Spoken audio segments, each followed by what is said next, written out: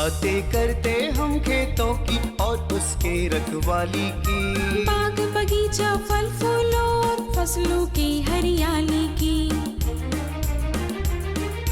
हम बीजों की बातें करते उत्तम जल संसाधन की, हम तकनीकी बातें करते फसलों के उत्पादन की। हर किसान का सपना सच हो जीवन सुखद बनाने को, गाँव-गाँव के हर आंगन का प्यारा सा ये दर्शन। कृषि दर्शन, कृषि दर्शन, कृषि दर्शन, कृषि दर्शन, कृषि दर्शन, कृषि दर्शन, कृषि दर्शन, कृषि दर्शन। हर मुसीबत से लड़ा है, डटकर खेतों में खड़ा है, आंधियां भी क्या बिगाड़ सके उसका, जिसका हौसला इतना बड़ा है। नमस्कार, स्वागत है आपके अपने कार्यक्रम कृषि दर्शन में, जहां पे आप हर दिन नई नई जानकारियों और जाने माने विशेषज्ञों से रूबरू होते हैं। आज का हमारा विषय है ठंड के मौसम में हरे चारे का उत्पादन तकनीक, साथ ही संरक्षित टमाटर की खेती। तो आइए सबसे पहले देखते हैं कृषि समाचार। नमस्कार, कृषि समाचार में आपका स्वागत है। मैं हूं अंशुशिखा लकड़ा। आइए देखते हैं आज कृषि समाचार में क्या है खास। खरीफ फसल काटने के बाद तुरंत रबी फसल लगाएं। प्रधानमंत्री मत्स्य संपदा योजना के तहत आवेदन आमंत्रित। झाड़ीदार फ्रेंच बीन की खेती के लिए अनुशंसित प्रभेद में लगाएं पंत अनुपमा। अब समाचार विस्तार से। खरीफ फसल काटने के तुरंत बाद रबी फसल लगाएं ताकि मिट्टी में बची नमी से रबी का अंकुरन हो सके। प्रधानमंत्री मत्स्य संपदा योजना के तहत मछली उत्पादन को बढ़ावा देने के लिए लातेहार के कृषकों से आवेदन आमंत्रित किया गया है। इच्छुक कृषक जिला मत्स्य पदाधिकारी के कार्यालय में शीघ्र आवेदन जमा करें। किसान भाई जैविक खेती से हर दृष्टि से लाभदायक है। इस दिशा में किचन गार्डन एक बेहतर विकल्प है। कोशिश करें रासायनिक दवा का प्रयोग कम से कम हो और जैविक खाद का प्रयोग ज़्यादा से ज़्यादा हो। इससे बेहतर उत्पादन के साथ उत्पादित फसल में पौष्टिकता अधिक होगी, जिससे मुनाफा भी बेहतर होगा। आज के समय में किचन गार्डन की महत्ता इसलिए है कि हम लोग जो रासायनिक उर्वरक है, रासायनिक कीटनाशी है, उनसे दूर जाते हैं। तो इस वजह से हमारा जो है कोशिश यही होगी कि जो मतलब जैविक खाद का प्रयोग करें, घर से जो निकले हुए हमारे अवशेष उससे बने हुए करें, जैविक कीटनाशी का प्रयोग करें, न्यूनतम जो है रासायनिक खाद और रासायनिक कीटनाशी का प्रयोग करें। झाड़ीदार फ्रेंच बीन की खेती से अधिकाधिक उत्पादन लेने के लिए 80 से 90 किलोग्राम बीज प्रति हेक्टेयर लगाएं। कतार से कतार की दूरी 40 सेंटीमीटर और पौधा से पौधा की दूरी 10 सेंटीमीटर रखें। बेहतर उत्पादन के लिए अनुशंसित प्रभेद में पंत अनुपमा, स्वर्णप्रिया, अर्का कोमल, स्ट्रिंगलेस लगाएं। झाड़ीदार फ्रेंच बीन की खेती के लिए अच्छी जल निकास वाली बलुई दोमट मिट्टी उपयुक्त है। अम्लीय मिट्टी में 1 महीना पहले चूने का भुरकाव करें। झाड़ीदार फ्रेंच बीन की खेती रबी के समय समतल क्यारी बनाकर करें। साथ ही प्रति सप्ताह सिंचाई करते रहें। किसान भाई फसलों की कटाई के लिए वैभव हंसिया नामक कृषि यंत्र का प्रयोग कर सकते हैं। इसकी कार्य क्षमता 20 से 25 डिसमिल प्रतिदिन है। आज की विशेष जानकारी है टमाटर फसल में रोग नियंत्रण के बारे में। टमाटर फसल में अगेती या पिछेती ब्लाइट रोग लग जाए तो नियंत्रण के लिए 0.02% क्लोरोथैलोनिल दवा या मैंगोजेब या कैप्टन दवा 1.25 से 1.5 किलोग्राम प्रति हेक्टेयर की दर से 700 लीटर पानी में मिलाकर घोल बनाएं और फसल पर छिड़काव करें। ज़रूरी हो तो 10 दिन बाद दोबारा छिड़काव करें। और अब एक नज़र राज्य के 5 प्रमुख शहरों के मौसम के मिजाज पर। आज राज्य के 5 प्रमुख नगरों के अधिकतम और न्यूनतम तापमान कुछ इस प्रकार दर्ज किए गए। रांची का अधिकतम तापमान 21 डिग्री सेल्सियस और न्यूनतम 9 डिग्री सेल्सियस। जमशेदपुर का अधिकतम तापमान 24 डिग्री सेल्सियस और न्यूनतम 12 डिग्री सेल्सियस। मेदिनीनगर का अधिकतम तापमान 25 डिग्री सेल्सियस और न्यूनतम 11 डिग्री सेल्सियस। देवघर का अधिकतम तापमान 25 डिग्री सेल्सियस और न्यूनतम 12 डिग्री सेल्सियस। वहीं धनबाद का अधिकतम तापमान 23 डिग्री सेल्सियस और न्यूनतम 11 डिग्री सेल्सियस रहा।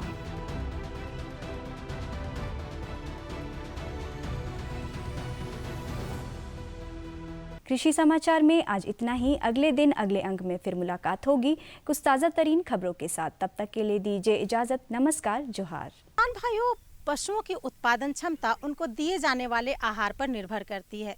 संतुलित आहार अगर पशुओं को दिया जाए तो उनकी उत्पादन क्षमता निश्चित रूप से बढ़ाई जा सकती है। हमारे जितने भी पशुपालक भाई बहन हैं, वे अगर पशुओं के आहार के लिए हरे चारे का उपयोग करें तो विटामिन ए के साथ साथ कई विटामिन उनको उनके शरीर में मिल सकती है। हमारे किसान भाई ठंड के मौसम में हरे चारे का उत्पादन तकनीक कैसे करें, जानने के लिए आइए सीधे चलते हैं विशेषज्ञ के पास। आज हम लोग जानकारी हासिल कर रहे हैं ठंड के मौसम में चारा उत्पादन की तकनीकी जानकारी किस प्रकार से की जाए। इसी विषय पर जानकारी देने के लिए आज उपस्थित हुए हैं डॉक्टर आनंद कुमार, जो बीपीडी मैनेजर हैं। चलिए इनसे विशेष जानकारी प्राप्त करते हैं। डॉक्टर साहब, जैसा कि हमारे किसान भाई ठंड के मौसम में हरा चारा कम उपलब्ध होने के चलते उन्हें नहीं खिला पाते हैं, तो वैसी स्थिति में हम लोग किस प्रकार से ठंड के मौसम में खासकर चारा का उत्पादन करें, इसकी तकनीकी जानकारी आप देने का कृपा कीजिए। प्रति पशु का जो खपत है वह मीट हमारे किसान भाई नहीं कर पा रहे हैं। अगर 10 किलो चारा प्रतिदिन उनको खिलाना है हरा चारा, तो किसान भाई केवल 4 किलो ही खिला पाते हैं, जिससे दुग्ध उत्पादन पे काफ़ी प्रभाव पड़ता है। दुग्ध उत्पादन जो है घट जाता है उससे, और पशुओं का स्वास्थ्य भी गिर जाता है। तो हम लोग आज इस विषय में बात करेंगे कि यह जो हरा चारा है और कॉन्सेंट्रेट और पुआल, 3 तरह के चारे हम पशुओं को खिलाते हैं। तो जो कॉन्सेंट्रेट है उसकी मात्रा तो रहनी चाहिए, साथ में अगर हम हरा चारा खिलाते हैं पशुओं को तो वह बहुत ही फ़ायदेमंद होता है, और उससे प्रोटीन की मीट हो जाती है, कैल्शियम और फास्फोरस की मीट हो जाती है। और ठंड के मौसम में हम देखेंगे तो ठंड के मौसम में जो बरसीम है, जई है, इन सब को लगा के आप नेपियर ग्रास लगाइए, एक बार लगाइए और 4 से 5 साल तक उसको जो है अपने पशुओं को काट काट के खिला सकते हैं। और बरसीम जो है 20% प्रोटीन के साथ आप अक्टूबर माह के मध्य तक लगाइए, तो आप 7 से 8 उस फसल को काट के पुनः आप कर सकते हैं। और मार्च के बाद अगर बरसीम को छोड़ दिया जाए तो उसका बीजो उत्पादन भी आप कर सकते हैं बरसीम की। तो बरसीम एक ऐसी फसल है कि जो पशु बहुत स्वादिष्ट फसल है, जो पशु बहुत ही चाव से खाते हैं। और बरसीम एक जैसे ही काटते जाइए 15 दिन के अंतराल पे तो उसके कल्ले जो हैं फिर से निकलते रहते हैं। तो किसान भाई अगर मध्य अक्टूबर के बाद बरसीम की बुआई कर लेते हैं खेत में, तो वो उससे अच्छी उपज भी प्राप्त कर सकते हैं। बरसीम जो है 25 से 30 किलो जो है प्रति हेक्टेयर बीज का आप छिटकुआ विधि से उसको करें, रोपाई करें, और तत्पश्चात 40 दिन के उपरांत जो फसल है कटाई करना स्टार्ट कर दें। तो उससे क्या होगा कि आप जैसे ही हर 15-20 दिन के बाद आप काटते जाएंगे, वो नए कल्ले निकलते रहेंगे, और मार्च तक आपको जो है पशु को हरा चारा उपलब्ध होता रहेगा। अगर मैं कहूँगा दीनानाथ ग्रास है, नेपियर ग्रास है, इन लोगों को, इन सब घासों को अगर एक बार लगा दें, जई वगैरह है ये सीजनली है और बरसीम सीजनली है, अगर नेपियर घास और दीनानाथ ग्रास को लगा सकते हैं आप लोग, तो एक बार ही उसके जड़ को जो है रोपण विधि से लगा दें, और 3 से 4 साल तो आराम से इसको आप खिला सकते हैं। वो काटते जाइए, उसमें से कल्ले निकलते रहेंगे, और अच्छे प्रोटीन है और भरपूर मात्रा में फास्फोरस वगैरह पाया जाता है। तो ये 4 से 5 साल ही एक ही बार आपको, चाहे तो आप मेड़ पे ही लगा दे, क्यों ना किनारे आप फसल पे, खेतों के बीच में आप फसल ले रहे हैं तो मेड़ के अपने चारों तरफ इसको लगा सकते हैं। हम देखते हैं जैसे कि बारिश भर तो पशु हमारे हरा चारा उपलब्ध होता है, पर जो ठंडी और गर्मी की मौसम होती है इसमें जो है चारे की उपलब्धता कम मात्रा होती है। बारिश जो होती है, बारिश में हर जगह घास उगे रहते हैं, पर जो हमारा रबी है उसमें आप देखेंगे कि घास बहुत कम मिलती है। तो इसलिए हम उनसे अनुरोध करते हैं, नेपियर ग्रास लगाएं, दीनानाथ ग्रास लगाएं, जई लगा लें, बरसीम लगा लें।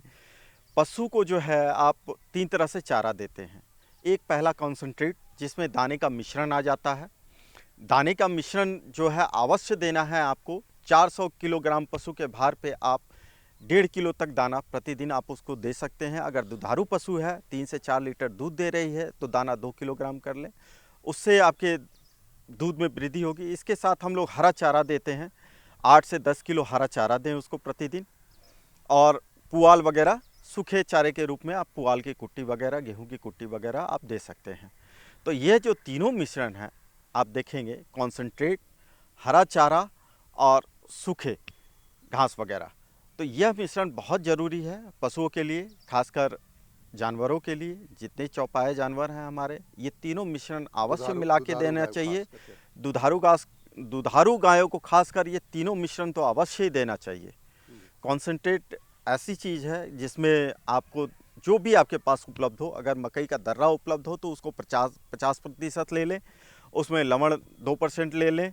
गेहूं की भूसी आप 20 से 30% गेहूं की भूसी मिला के, चोकर चुन्नी रहर हो 10% उसको मिला के आप अपना मिश्रण खुद तैयार कर सकते हैं, जो पौष्टिक आहार के रूप में पशुओं को चाहिए। एनर्जी लेवल के लिए अवश्य अनाज का दर्रा 50% उसमें ज़रूर मिलाएं, जिससे एनर्जी लेवल उनका बना रहे और प्रोटीन लेवल और सब दैनिक आवश्यकताएं पशुओं को पूरा हो सके। साथ में हरे चारे की मात्रा आप उसमें रखें, कम से कम 5 किलोग्राम हरा चारा उसको प्रतिदिन दें। और मिश्रण में 5 से 10 किलो नहीं, हाँ, उसी मिश्रण में आप जब भोजन देते हैं तो उसमें हरे चारे की मात्रा रहनी चाहिए। 5 से 10 किलोग्राम प्रतिदिन के हिसाब से आप उस मिश्रण में मिलाएं। दाने का मिश्रण आप 1 से 2 किलो रख सकते हैं और सूखे चारे का मिश्रण आप उसी में दोनों को मिला के आप पशु को खिलाएं। पशु बहुत चाव से खाएंगे और उनकी दैनिक जो पूर्ति है शरीर की वह पूरी होगी। पशु आपके स्वस्थ दिखेंगे, चमकीले दिखेंगे। तो इससे होता है कि दूध की उपलब्धता भी आपको चाहिए, तो यह उपलब्धता आपको यह तीनों मिश्रण अवश्य मात्रा में खिला के आप कर सकते हैं। अब हमारे किसान भाई बरसीम अगर रोपना चाहें तो उसकी क्या तकनीकी जानकारी आप देना चाहेंगे कि किस प्रकार से वो खेत की तैयारी करें ताकि बरसीम उसका ज़्यादा से ज़्यादा उपज हो सके? जैसे हमारे बहुत सारे किसान भाई बरसीम की उत्पादन कर रहे हैं। आप बरसीम को 20 से 25 किलोग्राम प्रति हेक्टेयर के हिसाब से बीज दर ले लें। बीज दर को 2% कैप्टन या थीरम से उपचारित कर लें।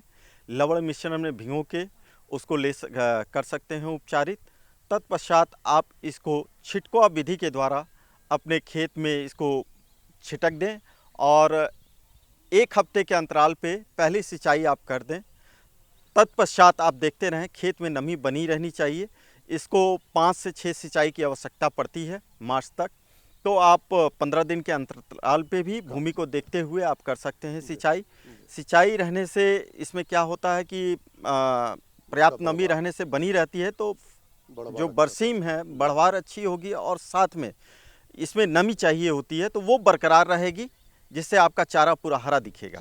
साहब, हमारे किसान भाई को आपने बहुत अच्छी तरह से विस्तार से बताया कि वो अपने दुधारू पशु जो भी हो उसको ठंड के मौसम में किस प्रकार से हरा चारा का उत्पादन करके अपने गायों को खिला सकते हैं, जानवरों को खिला सकते हैं। इसके लिए आपका बहुत बहुत धन्यवाद। और धन्यवाद, आभार आपका।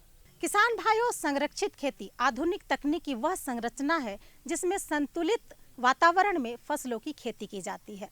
आज का हमारा विषय है संरक्षित टमाटर की खेती आप कैसे करें। तो किसान भाइयों, आइए सीधे विशेषज्ञ के पास चलते हैं और जानकारी लेते हैं। आज का हमारा विषय है टमाटर की संरक्षित खेती और देखभाल।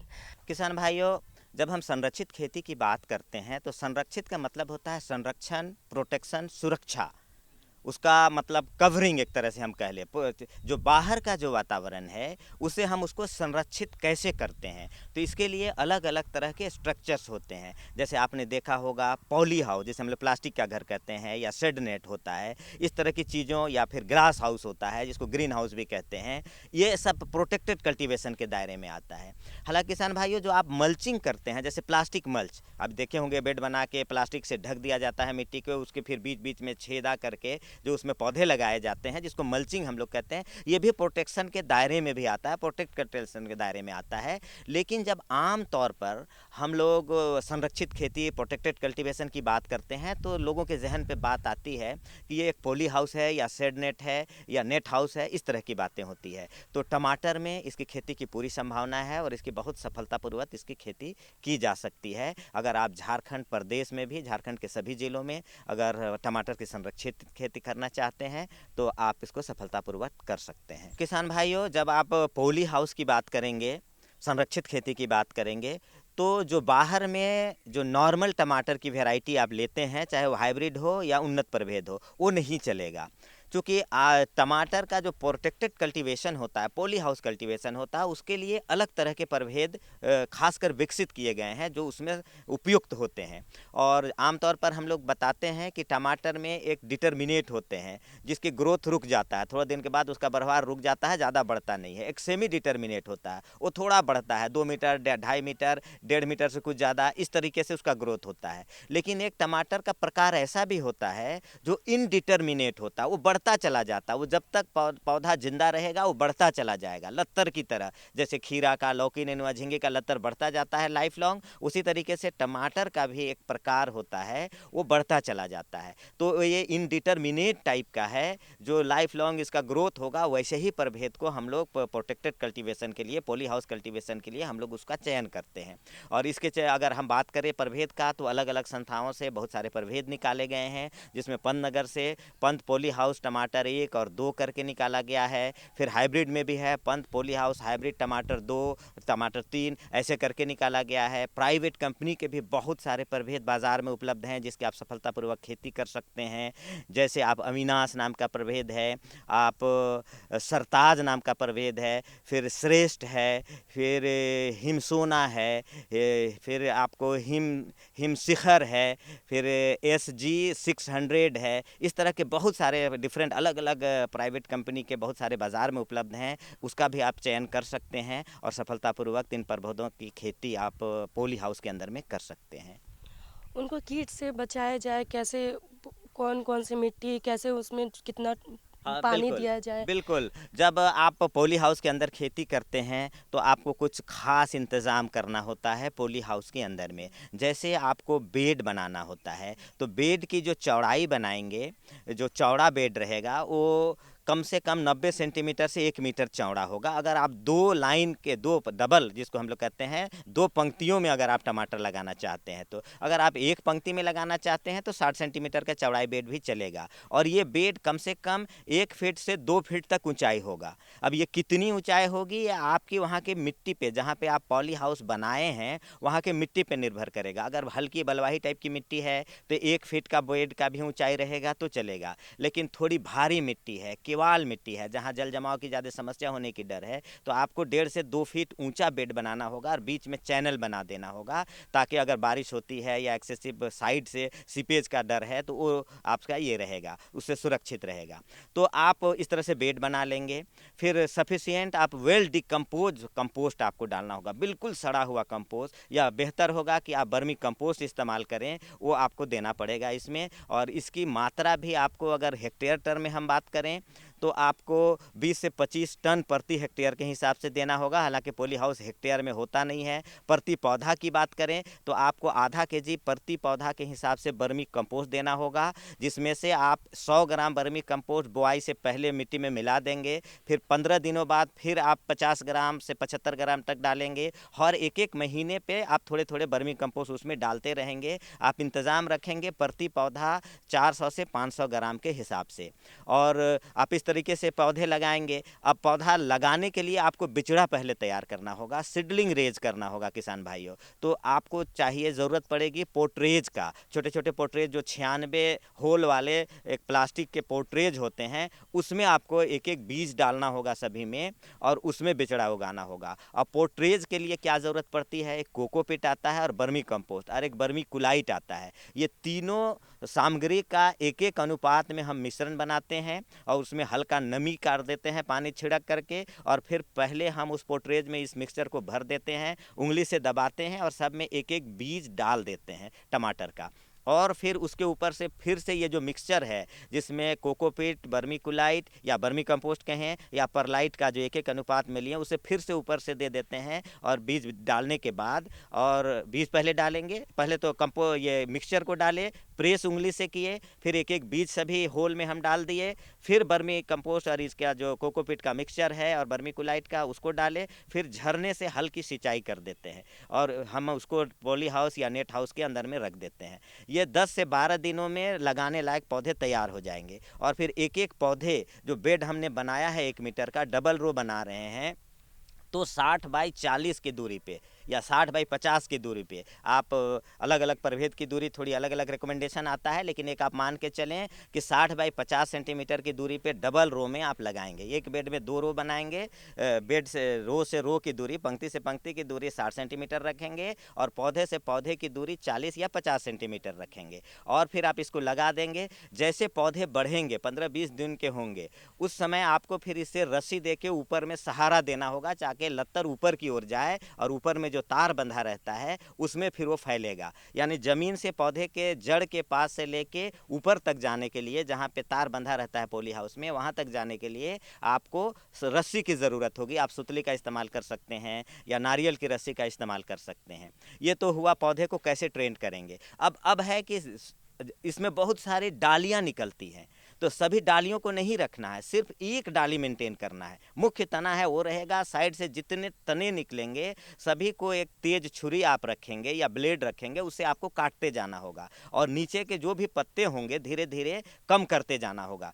जैसे जैसे बहुत ज़्यादा पत्ते भी नहीं रखने। एक चीज़ ध्यान रखना होगा, हर गांठ पे टहनी भी निकलती है और फूल के भी बंच निकलता है। जो टमाटर का फूल का गुच्छा आएगा उसको आपको रखते जाना है, उसको नहीं हटाना है। कुछ पत्तियों को भी शुरू में रखना है, धीरे धीरे पत्ती को कम करते जाएंगे, लेकिन फूल को हम डैमेज नहीं होने देंगे, ये ध्यान देंगे।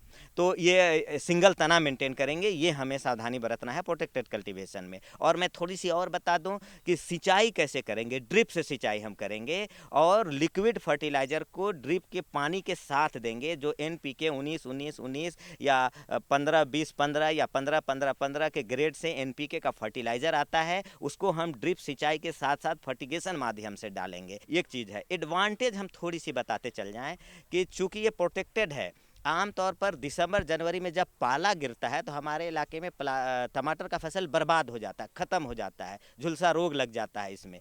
तो अगर आप पॉली हाउस के अंदर इसकी खेती कर रहे हैं तो क्या होगा कि इस रोग से सुरक्षित रहेगा, ये इसका एडवांटेज है। धन्यवाद सर। हमारे किसान भाइयों को आपने बहुत अच्छी जानकारी दी, टमाटर को संरक्षित कैसे करें और उनका देखभाल करें। धन्यवाद आपको भी, किसान भाइयों को भी। तो ये थी हमारी आज की जानकारी। हमारी जानकारी आपको कैसी लगी, आप हमें हमारे इस पते पर लिख सकते हैं। हमारा पता है कार्यक्रम कृषि दर्शन, कृषि प्रकोष्ठ द्वारा केंद्र निदेशक, दूरदर्शन केंद्र, रातू रोड, रांची। पिन संख्या है 834001 और हमारा ये कार्यक्रम आप कभी भी कहीं भी देख सकते हैं, यूट्यूब, फेसबुक और ट्विटर के माध्यम से।